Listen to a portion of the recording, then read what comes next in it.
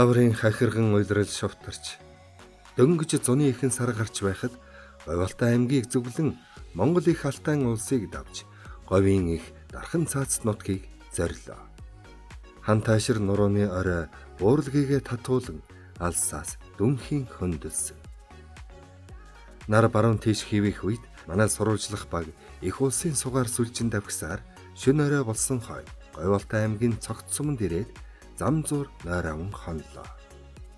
Шөнийн тэнгэрт одод алган дээр байгаа юм шиг ойрхон харагдана. Чанх дээр долоон бурхан од гололжээ. Өглөө үүр цайхтаа уралдан Алтай цаатах говийн уудам их хөндөй рүү бид уруудлаа. Алсаас тэгнэн хэвдсэн бүсгүй хүний дүр шиг ээж хайрхан уулын бараа мандах нарны туяанд гэрэл сүудэр цацруулан тодрон харагдахад өөрийн ирэхгүй дуу алдмаар болов. Ийм сайхан байгалийн тогтц гэж бас байдаг. Хамт яваа хүмүүсс цайс хүнийхэн дээжийг өргөн залбирч мөргөж байлаа. Эхийгээ сансан хүүгийн сэтгэлийг энэ даргагүй мэдэрч өөрийн ирэхгүй баярлан багтахад ансах сормос чийгдэх шиг болов. Ээж хайрхан ууланд хадан дээр 9 бомбын тогоо химээх байгалийн өвөрмөц сонин тогтос бүхий жижиг усан цөөрмүүд байдаг. Үүнийг нутгийн хүмүүс ээжийн сүү химэн сүслэн хүртдэг ажээ. Ээж хайрхан ууланд их говийн амьтан ургамал бараг бүгд байдаг гин. Ээж хайрхны баруун талаар уруудахад бурхан буудаан уулз түүний цаанаас аж богдын нуруу буурал тэргүүнээ өргөн дүнхийн харагдана. Говийн их дархан газар нь хоёр хэсэгтэй бөгөөд аах хэсэг нь Баян хонгор Говьалтай аймгийн хамгийн урд захын улсын хилээс нааш 100 орчим километр өргөн газрыг хамрах бөгөөд энд Эдрэнгийн нуруу, Атас, Чингис, Секс цагаан богд, Арслан хайрхан, Шивээ тулаан, Ланзат, Цувлуур харын нуруу, Хуцын шанд зэрэг говь цөлийн бүсийн уулууд, Номин, Сэнхэр зэрэг нүд алтам уудам говь хөндийг багтаасан 45149 ам километр талбайтай нутаг юм. Сүүлийн үед аж богдын нуруунд урдмын байгаагүй халуун буг зэрлэг гахаа үзэгдэх болжээ. Нутгийн удирдлага энэ талаар дараах зүйлсийг хэлж байна. За ер нь сүүлийн үед манад хоёр төрлийн ан амьтан бас нэмэгдээд байгаа. За хоёр бууг бас ирээд нутагшаад бас нэг 4-5 орчим жил болж байна. Сумууд байна. За тэгээд одоо буугийг нутагшуулах одоо юу гэдэг согоог нь авчиж тавих гэдэг энэ тал дээр бас орон нутгаас нэг төсвүүдээр мөнгө тавиад ингээд ярих боловч энэ бол хэрэгжихд бас бэрх байна. Маш олон шатны бас юу гэдэг зөвшөөрөлтөй аж ахуйн нэгж тэрийг авчиж тавьдаг нийлүүлдэг гэдэг юм үү энэ талаас гэсэд нөгөө талдаа сум орон нутаг бас энэ хангаагаас ингээд ирж байгаа амтныг бас сум орон нутагтаа нутагшуулах бол туйлын манай иргэдийн хүсэл байгаа. Тийм учраас одоо тэр тэрэгтийн нөрөө буюу одоо аж богдын нуруунд байгаа энэ нэг хэсэг газарт болвол одоо нэг талд одоо 2 бууг ирсэн нөгөө талдаа нэг 12 шигийг гахаа бас ирсэн байгаа зэрлэг гахаа. Тэгээ энэ ан амьтад бол одоо тэр яг орчимд бол үндсэндээ за уртаашаа 15 өргөөшөө нэг 10 орчим километр тэр бүс нутагт бол бас энэ ховор ан амьтдээс нутагсж байгаа. Тэрэндээ бол манай аж нутгийн маань иргэдийн мал бас очиход бас хүндрэлтэй хайр чулуу ихтэй учраас тэгэхээр одоо тэнд бол нутагшаад бас удаж байна. Тэгэхээр энэ дээр бас нэг байгалийн талаас онцгой анхаарат дамаа дээр согоо нутагш салдаар ажиллаад өгвөл бас үнэхээр хэрэгтэй байна л гэж үзэж байгаа. Говийн их дархан газар нь Монгол орны хамгийн хурд хундас багта халуун хуура бүс нутаг юм. Алтай өвөр говийн уур амьсгал нь эрсдэс хуурай бөгөөд зөвхөн зуны уйлралд хурд хундастай хавар салхишуурхтай өвөлдөө дулаан зундаа халуун байдгаараа онцлог. Тухайлбал өвлөн тэмч хүйтэн биш 10-аас 15 хэмийн хүйтэнтэй, зарим тохиолдолд 45 хэм хүртэл халдаг. Бидний явж байх үед цагаагаар тогтуухан дулаан сайхан байлаа. Нутгийн хүмүүсийн ярих нь жилийн 365 хоногийн 280-аас 300 хоногт нь байнга салхишуурхтай байдаг гэнэ. Аз таарч халуун наранд шарагдалгүй, ширүүн салхинд нүдүүлэлгүй тааваараа нэг явлаа. Өдийн их наранд их говийн хөндөй униартаж бударган, дэрс, буйс, харган, заг, шармод зэрэг зүйл бүрийн мод бот ойчин цойчин харагдана. Говийн их дархан цаацт газар нь Төв Азийн Хятганду эрсдэс уур амьсгалтай цөлийн бүсэд хамаарах ба энд ил задгаа ус ховор, ургамал бүрхөвч сэрэг ядмаг, хүм мал нутгалахад тохиромжгүй зэлүүд нутаг юм байна. Говьолтой аймгийн Эрдэнэ сумын нутаг дэвсгэрт говийн их дархан газрын тодорхой нэг хэсэг байдаг. За манай сум өөрөө бол 25.2 мянган км²-т газар нутагтай. За үүний нэг 64.6% нь говийн дархан цаас газрын А хэсэгт тариалагч. За ерөнхийдөө мал ахуй сөрөг талаасаа бол бас нэг арчлаад байх зүйл байхгүй ч гэсэн энэ малчтын бэлчээр бол өмгдөх ийм штрэг бол нэлээд явж байгаа. За сүүлийн үед бол одоо байгаль орчны яамнаас ерөнхийдөө эдрэнгийн нурууг бол бас усын засгийн хамгаалтанд авна гэдэг хэд хэд удаагийн бичиг ирж байгаа. За сумын иргэдийн урлаас бол түүнийг нь бол эсэргүүцээд ингээд үгүй гэсэн юм хариултыг бол өгөөд явчих. За энийг өгчих юм бол манай сумын үндсэндээ нийт малчтын нэг 40% нь одоо эдрэнгийн нуруугаа дагаж өвлждөг хаварчдаг учраас одоо эдрэнгийн нуруугаа усын засгийн хамгаалтанд өгчих юм бол яг ингээд нэвтэрч чадахгүйтэй адилхан байдал бол малчид бол хомигдно. Тийм учраас одоо тэр асуудлыг бол эсрэг байр суурьтай ингээд явж байгаа гэсэн үг. Говийн их дархан газарт зам зур, шал тойрон, элс манхан зэрэг огт ургамалгүй газар нилээд тохиолдно.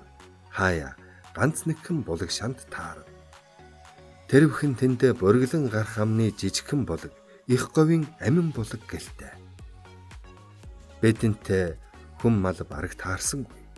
Энэ хөргөн удам газрыг харж хамгаална гэдэг мөн ч бэрх ажил юм байна да гэж бодогдно. Алтайн цаадах говийн амьд байгаль хэдийгээр тодорхой хэмжээгээр хомс боловч Төв Азийн Хятганду цөлийн онцлогийг төлөөлсөн өөрийн өвөрмөс онцлог бүхий амьтан ургамалтай нутаг юм. Урт холын зам туулан их говийн баян бүрдэд очлоо. Нар нэлен хэвээж уулын цаагуур орхно. Нартай уралдаж арай гэж л ирлээ. Бид шарх улсны бүрдэн дэх Мазаалай баавгад зориулж байгуулсан тэжээлийн цэгт ирлээ. За энэ одоо говьолтой баян онгор хоёрын зааг, за шар улстай баян бүрд гэж их говийн дархан цааст газрын А хэсгийн одоо хамгийн том баян бүрд бол энд байна. Тэгээд энэ дээр бол одоо нөгөө дархан газрыг бас 4-5 ангилж байгаа дотор нь за хилийн бүс, за хязгаарлалтын бүс, онгон бүс, орчны бүс гэж ангилж байгаа. За энэ бол өөрөө яг одоо төв онгон бүстэй орж байгаа. Бүхий л одоо ан амтан эндээс усалж ундаалдаг гэсэн үг. Тэгээ одоо нөгөө Монгол улсын бахархалт амтан болгосон Мазаалай баавга, за Тэмээний үгцэг гэж яригддаг хавтгай, тийм ээ, гулан, аргал, янги, за араатай амт гэх юм. Бүгд л одоо энд ирж ундаалдаг гэсэн. За энэ дээр бол ерөнхийдөө хоёр төрлийн камер байна. Тэгээд энэ бол яг хөөр энэ Мазаалай тэжээлийн байран дээр одоо өвс тэжээлийн идэх зориултаар бол ингэж тэжээлийг бол хийдэг. За энэ тэжээл нь болохоор Мазаалай нөгөө хичээнээсээ гарч ирээд одоо хаврын цагаар ид шоол хомос үед бол энэ тэжээлийн байран дээрээс ирж ингэж тэжээлээ иддэг гэсэн үг. За энэ дээр байгаа энэ өргөс торнууд байна. Энэ бол яг ба гэхээр нөгөө 22 одоо Мазаалай байж байгаа гинт 50 хэд болсон 52-оос 55 гэж яриад байгаа. Тэрнийг бол ганц судалсан зүйл нь өргөстэй торон дээр одоо наалж үлдсэн өснийг одоо шинжилж ДНК-гаар нь бол одоо энэ 52-оос 55 өөр төрөл бол байна гэдэг бол тогтоосон байлаа. Тэгээд энэ шар улсны баян бүрд гэж одоо энэ дээр бол миний мэдэх бас олон төрлийн ургамал ургадаг. За энэ дээр заг ургаж байна, сухаа ургаж байна, за бургас ургаж байна, тоороо ургаж байна, энэ зигс гэдэг. За босод одоо бас өөр олон төрлийн ургамлууд бол ургадаг баг. За миний мэдэх юм бол яг иймэрхүү ургамлууд бол одоо давмгай ингэж ургаж байна. За үндсэндээ бол энэ нэг 2 орчим километр ийм хөндийд бол тэр жигтэй ингэж сонор тогтсон ийм сайхан говийн үзэсгэлэнт ийм баян бүрд байна. Тэгээ за хоолоо болохоор ингээд савардаад ингээд аваад идэхээр дотроосоо ингээд наашаага төрөөд ундаг гэсэн. За энэнийхэн дотор тал нь болохоор ийм гурвалжин оройтой ийм сав байдаг гэсэн. Тэгээд дээрээсээ ингээд доошлоод доотлон авангуут нь ингээд доошлоод явж идэг гэсэн. Нийсэнд усны хөвөршгөл гэсэн. Хорлолцоо тэжээлийнх нь бүтцсэн юу вэ? За энэ бол нөгөө л малд өгдөг хорголжон тэжээл шүү дээ. Тэгээд энийг л ингээд ичдэг. Энэ мазал өөрөө 2 идчихтэй л амт юм шиг байна. Тэгээд махан ич нь бол махан ичдэг. За олдохгүй бол үндсэндээ энэ өвөө сургамал ногоогоор бол хоолчдаг. За зундаа энэ бажууныг ихэвчлэн иддэг. За баасан одоо тэр ялгцсан гаргасан ялгцсан нь бол үндсэндээ энэ хорголжинд хичээлийг боловсруулаагүй бараг тэр чигт нэнгүүнээ гаргацсан байдаг. Бажууныг ч гэсэн ерөөсөө яг тэр бажуунаараа буцаагаал гаргацлаа гэж харагддаг юм л. Энэ камерын бичлэгийг яаж хянах вэ? За энэ автомат камерын бичлэгийг бол үндсэндээ дархан газрын одоо байгаль хамгаалагч нар тодорхой цаг хугацаанд яваад ингээд өөрсдөө эргээд доторх меморийн дээрээс нь бичигдсэн зураг дүрсүүдэд хуулж аваад дахиад меморийг нь одоо цэвэрлэж шинүүлгэж хийгээд явдаг. Камеранд баян галжаад байдаг юм уу? Энд чинь одоо мэдрэмжтэй. Энэ өөрөө болохоор цагийн тургаатай нэгдүгээрт. Хоёрдугаарт бас хөдөлгөөн мэдрэгчтэй гэсэн үг. Тэгээ энэ хоёр камер би одоо нэг газар ингэж байрлуулдаг. Нэгийг нь болохоор цагийн мэдрэгчээр, нөгөөтгийг нь бол хөдөлгөөн мэдрэгчээр ингэж тохируулдаг байх гэж ойлгосон. Тэгээд хөдөлгөөн мэдрэгч нь бол бас ихэвчлэн ийм хөдөлгөх газар бол бас тохиомжгүй байл. Дандаа нөгөө шувууны сүүдэр ч юм уу, дэрсэд толгой ч юм уу хөдөлгөтөл дараад идэв юм л. Тэгэхээр ихэвчлэн одоо яг тэр цагийн ирлээгээр ингэж тавьсан камер нь бол илүү үр дүнтэй. Яг таарах юм бол гоё зураг дардаг юм л. Тэгээ шүн бол өөрөө заримдаа спич гаяад шүний зургаас авчдаг. За тэр нь бол яаж яах вэ? Юугаа? Одоо энэ зэрлэгэнт ус сумдын яаж зах зүйл? За ус бол одоо яг энэ харагч байгаа энэ зэгсэн дотроос тэр доошо тоороо мод руу ингээ урсаа тавьчих. Дээрээсээ. Тий. Одоо яг энэ аваас ингээд буулгын их нь байж. Ингээд доошоогоо урсаад одоо бид нар ашаа замаараа ингээд уснууд дээр туулаад явуулсан. За зарим жил ус бороо ус муутай жил бол ус нь яг энэ зэгсэн дотроо байдаг. За устай жил бол доошоо урсаад тэр доод аман дээр хөлтөр урсчихдээ. Ийм л газар байна.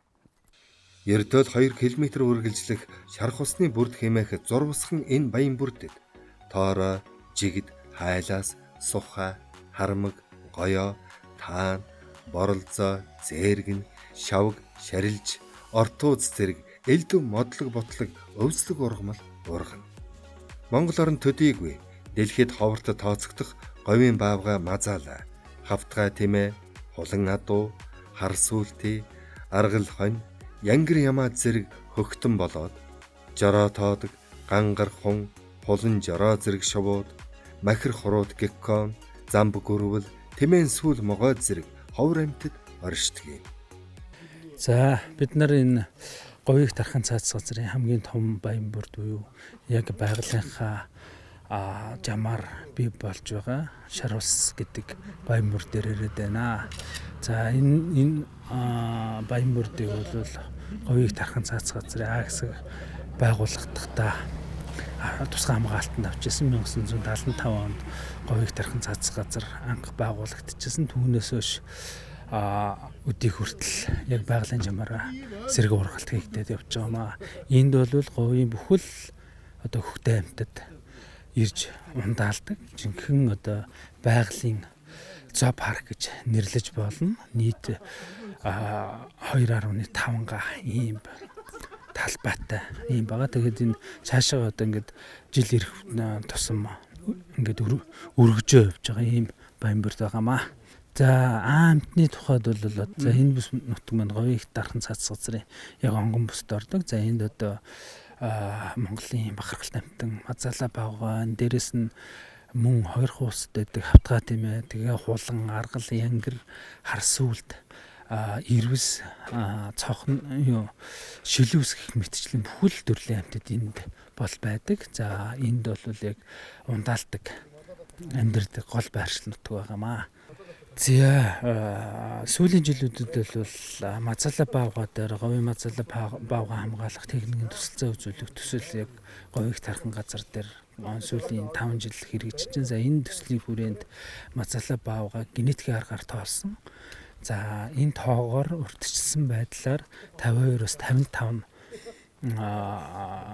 бодгол мазаала байна гэж байгаа. Мөн бас сүүлийн үед бид нар 570 гаруй автомат камер энэ говийг тархан газартаа байршуулад тэгээд зүйлийг ингээд тодорхойлсон. За энэ зүйл дээр 13 зүйл хөхтөн байна гэдэг нь бол бас тодорхой болж байгаа. Тэрээс нь хавтгаан тоотлогоо хамгийн сүүлийн бас урьдчилсан тоогоор 649 гэсэн юм байгаа. За өмнө нь бол 2015 онд бас ЗСЛ буюу Лондонгийн амтны сүлжээний нийгэмлэг дараалан 3 жил тоолсон. За энэ бол цэгийн аргаар буюу ажиглалтын аргаар тоолж исэн. Энд бол нэг 500 орчим автгай байна гэсэн ийм том мэдээллүүд бол байгаамаа. За одоо санаа зовж байгаа ямар төрлийн зүйл вэ? За санаа зовж байгаа зүйл бол усны асуудлууд байгаа. За бид нар бол чадлынхаа хэрээр одоо ус цэгийг нэмэгдүүлэх ийм ажлыг Мазалай багаа хамгаалах ажлын хүрээнд бол хийж байгаа. За гар утгууд дээр за өмнө нь энэ бүс нутагт малчид байсан. За тэрүүнд ашиглаж исэн гар утгуудыг одоо сүүлийн үед нарны өргүүртэй болгож байна.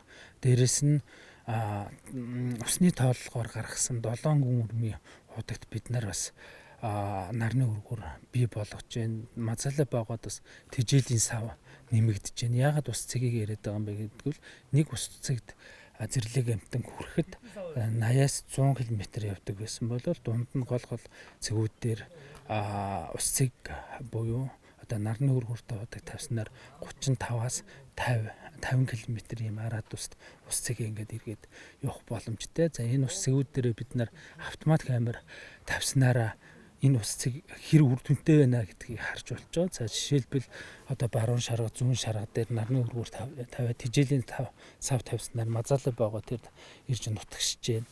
За автгай тэмээ болон хулан хар сүлд шинээр одоо ус цэг байгуулсан газар дээр ирж ус ууж нутагших ийм хандлагууд бол сүүлийн үед бол автомат камерын тусламжтайгаар бид нар хянаад ингээд тогтоож байна. Алтайн өвөр говьд одоо 50 гаруй Мазалай 450 орчим толгой хавтгай байгааг тогтоожээ. Цаг уурын дулаарал цөлжилтөөс үүдсэн усны хомсдол хавтгайн толгой цөөрөхөд нөлөөлж байгааг судлаачид онцолж байна. Түүнчлэн ботхыг нь чон барих явдал хавтгайн хорогдлын үндсэн шалтгаан болдог гэв. Алтайн цаадах говийн экосистем нь хүн ам сэрэг суурьшдгаас унган төрхө харьцангуй хадгалсан удаан хугацааны хөгжлийн түүхэн явцад бий болсон загвар нутаг болжээ.